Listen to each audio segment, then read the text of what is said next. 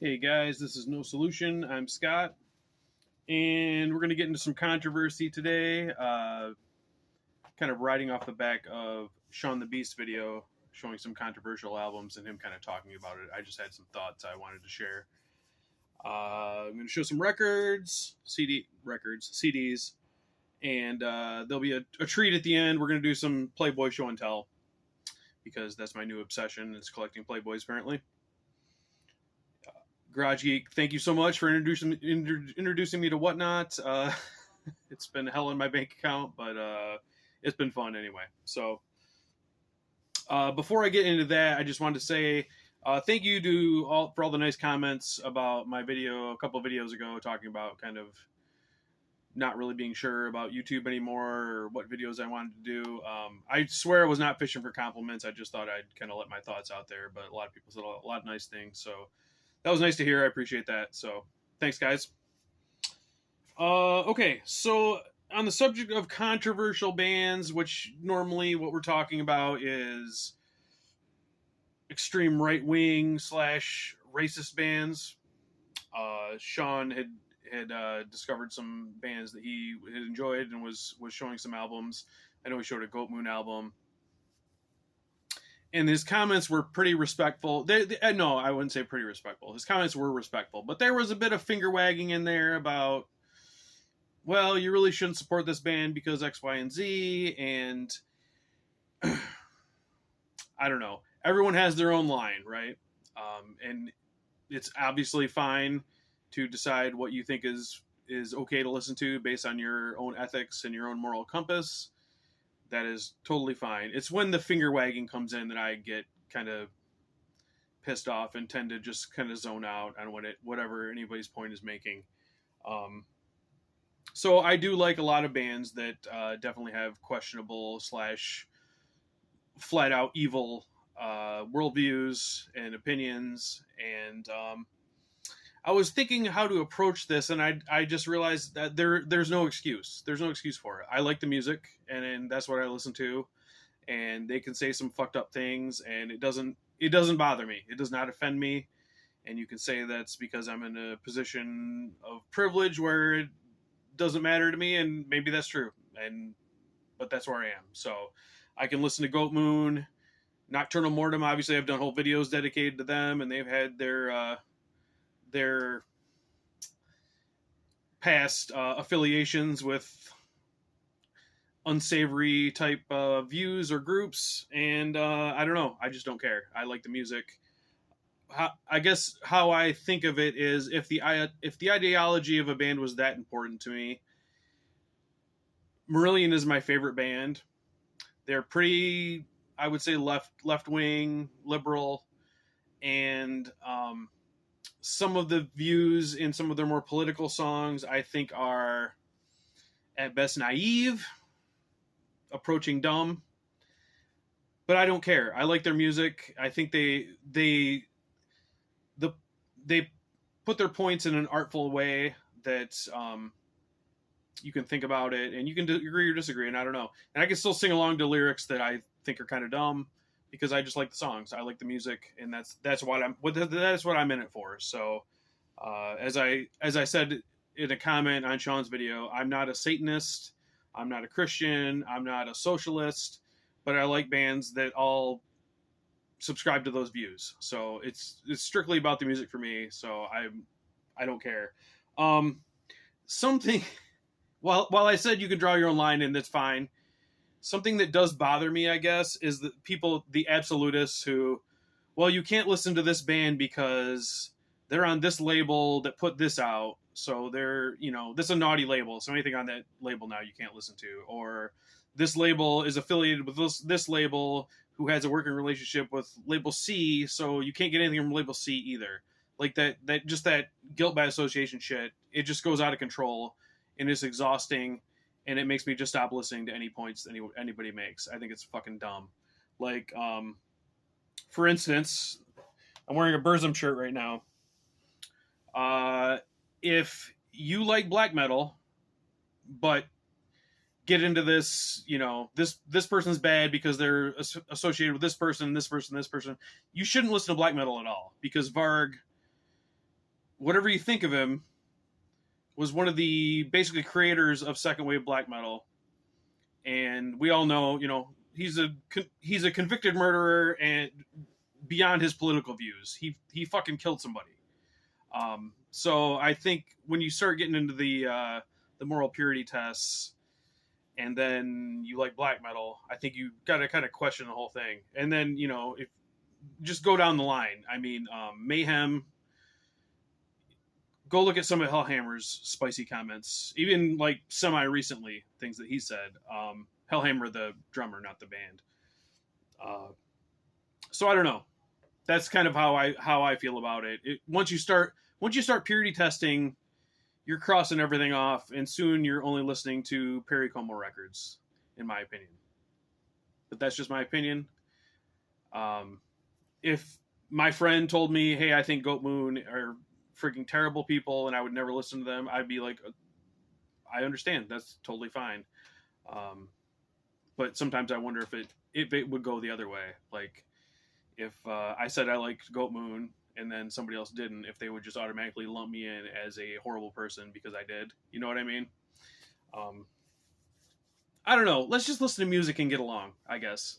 If you don't like something, fine. Don't finger wag, just don't listen to them. Don't buy their albums. It's going to be fine. No, a obscure black metal band that sells 2,000 copies worldwide is not going to start a racial war. It's entertainment, guys. So I guess while we're on the subject of controversial bands, I'm going to show a couple here. And not only am I piggybacking off Sean the Beast video, I'm going to piggyback off an idea from Bill at the Ninth Circle regarding clone bands. So I've got a couple bands here that are quite controversial, but they're also clone bands. So I'm going to start with this one.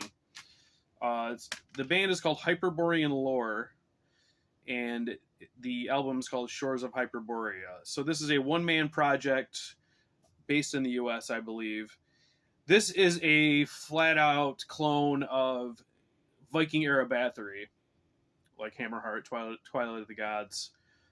Remember, Hammerheart had a Sunwheel on it, so you can't listen to Bathory either, guys. You're a bad person if you listen to Bathory. So this, if you want to get into the controversy, the concept of this is, I don't know much about it, but just reading the lyrics, basically like Aryan type mythology of like a pure race from Hyperborea, I guess, that went out into the world and mixed their blood and forgot who they were, but then they realized it, whatever. So that it's a fantasy story based in basically, I guess, racism, but whatever. So this is 4 tracks. Each one is over 10 minutes. It's about 50 minutes total. And it's just a great epic Viking metal album. I guess I would say, sorry, I got some notes here, so I would be a little less stammering. Yeah, so, yeah, like I said, Viking-era Bathory, lots of, like, choir vocals. It sounds very grand and lush. For a one-man project, it sounds like there's 10 people playing at all times. It's very stately, mid-paced kind of songs. So I guess the one knock I would have on it is it's pretty samey throughout. So like if you listen to the first few minutes and you're not into it, you're not going to be into the rest of it. And even if you are into it, you may get sick of it. I did not. I thought it was all very well done. There's really cool, like almost armies of acoustic guitars strumming for emphasis at certain times. And the solos are really cool. They're not really flashy, but very expressive. And the vocals are like clean vocals, like basically Korthon's vocals when he was doing his Viking album. So definitely a clone of that era of Bathory. But if you're into that era of Bathory and you don't mind the kind of dodgy mythology on this, I would definitely recommend it. I don't even remember how I found out about this. Somebody may have shown it and I may have forgotten. So my apologies if I'm not giving you credit. But yes, Hyperborean Lore, Shores of Hyperborea. Well, you can see on the back here, one of the co-labels, the what's it called? Vinlandic werewolf distribution and the little insignia there. So you kind of know what you're getting into. They're not trying to hide it. So, but I would say if you're like me in politics and that kind of stuff is not that important to you, I would definitely recommend it. The next, well, I guess I'm going to show two. I'm really going to focus on one of them though. This is the new Argus Lent resuscitation of the what's it called? Revenkiss. This is the new release. I believe it came out in 2023, like near the end of 2023. This was their first full length since 2008. If you're not familiar, they're a melodic death metal band, really known for their riffs, like known past the people who you would think would know about them, because like there's a lot of like hand wringing about, oh my gosh, the riffs are so good, but they're such horrible people.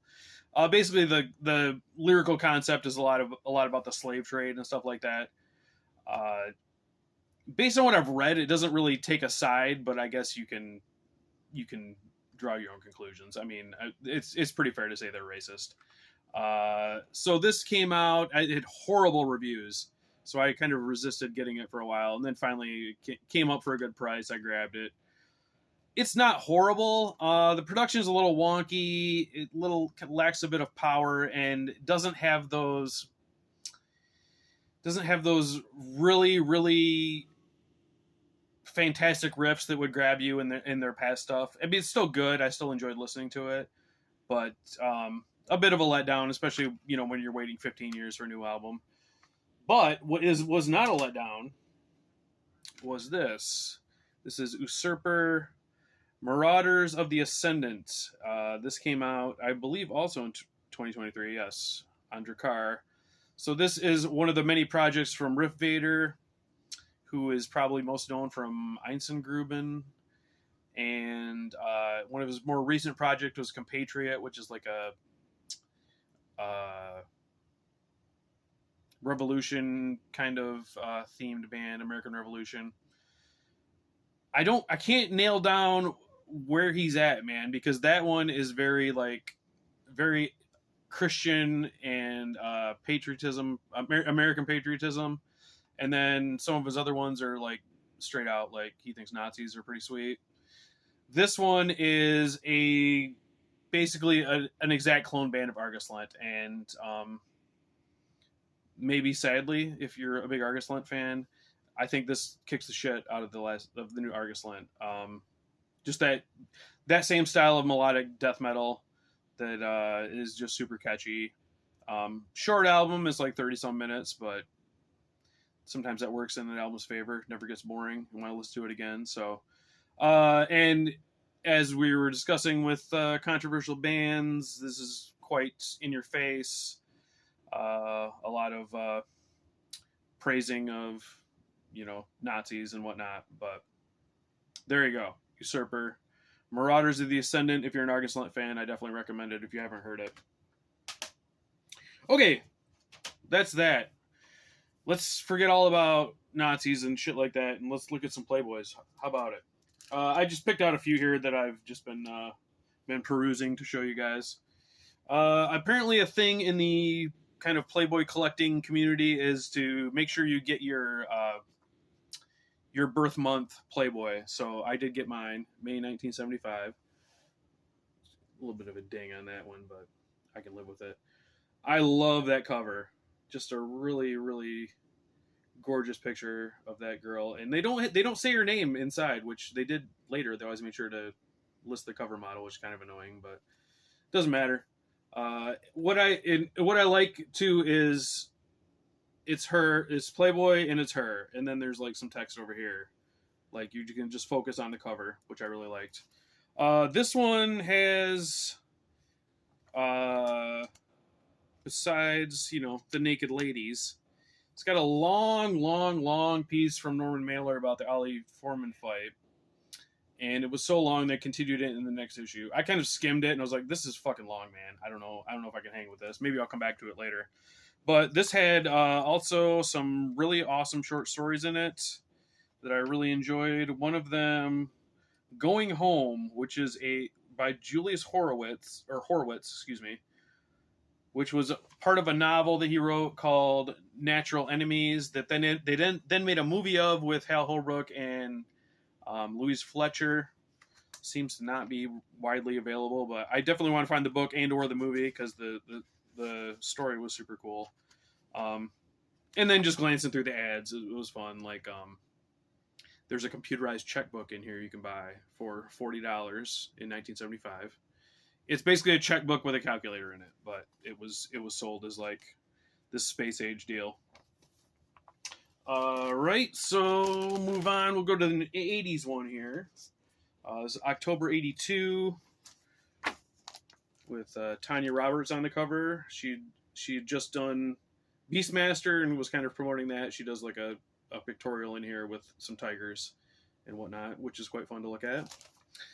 What did I have in here that I wanted to... some cool short stories, nothing too crazy. There was a long interview with Robin Williams that I thought would be fun from 1982. Mork and Mindy had just been canceled, and he'd done Popeye and it had bombed. If you're annoyed by Robin Williams' persona, like his onstage persona, you know, his like all coked up and like doing voices to himself, and he does that in the fucking interview, and they're like transcribing it and then writing, you know, says in a fey voice, and it was too exhausting. Even reading it, I couldn't do it. But we gotta call out Playboy when they do something wrong. Let's see if I can get it up here. This is their music column here. Hot, whatever the fuck, and then not. I don't know if you can see. Man-or battle hymns in the not column. What the fuck? So Playboy are posers confirmed. And then 90s one. I got June 97 here with Victoria Silvstedt. Steve, I have an extra copy of this. This is the former Miss Sweden, and then she was Playmate of the Year. And I know you're very proud of your Swedish heritage and would like to support this young lady.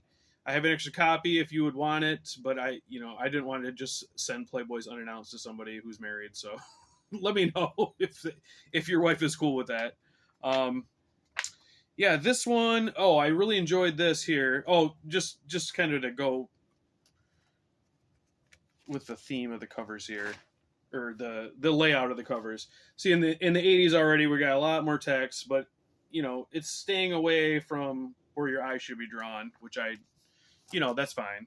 But we're in the 90s now, and we're getting a little more, it's kind of crunching in on her a little bit, and, I don't like that so much. But this Timothy McVeigh story was pretty cool. It was kind of going through the timeline of how he got radicalized, and then that was kind of the beginning of it, and then it got more into the nuts and bolts of how he built the bomb and who he worked with and how they did it. And yeah, just not something I'd ever read before, so I thought that was pretty fun to read. Not fun. That's not right.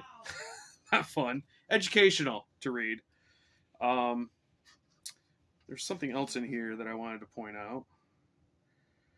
In the Black Mill. Okay. There's a story in here called In the Black Mill by Michael Chabon. He wrote The Wonder Boys and I believe it's called the Yiddish Policemen's Union. A lot of kind of literary, but going into sci-fi kind of stuff. He's won the Pulitzer Prize. He's a very well-respected author. But this story was like an H.P. Lovecraft kind of pastiche, but not original enough that it stood on its own. And it was a very long kind of horror story in the style of H.P. Lovecraft that I really enjoyed. And I'm kind of an author I'd never really thought about reading, but I definitely am now. I'm going to check out some of his books. So it's not just naked ladies, guys. There's some good stuff in there too. Yeah, I don't know how Playboy or how YouTube feels about showing any nudity, but there's Victoria there. She's just a fucking doll. So Steve, let me know. I'll send this your way if you're interested. I mean, look at that. Come on. All right, guys. That's it. We talked about Nazis. We talked about Playboy. I don't know what else we could talk about. So Thanks as always for watching, and CM Punk is a piss baby.